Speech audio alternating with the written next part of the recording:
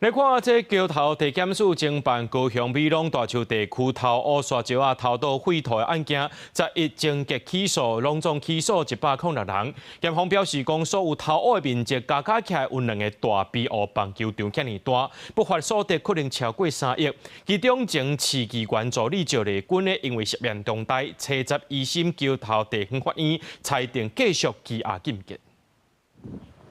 考察帮查起来，原地砍伫土面的乌棒啊已经掀起来。高雄美浓对去年8月小刷逼出几落件偷过沙石、偷盗废土的案件，大大红头过农地拢亲像安尼乱草草，这一窟遐一窟。上深的所在有15公尺深，互人口说讲是美浓大结构。桥头地检署经过半年的深入追查，11侦结起诉。检方表示，嫌犯租地偷过沙石，方发现了后，方要求吞吐的时阵，佮甲土背斗空，甲引荐废弃物车来遮倒，这是结构性甲集团性的犯罪，隆重起诉106人。执行14波搜索具体行动，共执行搜索57人，申请法院裁准羁押21人，查扣现金3197万，土地43笔，查扣38台重型机具。检方表示，农地方偷过面积加起来有2个大比棒球场大。嫌犯为沙石去卖车贵土转来倒，这种上偷赚的做法，估计不法所得超过3亿。其中前市议员助理赵丽君因为涉案重大，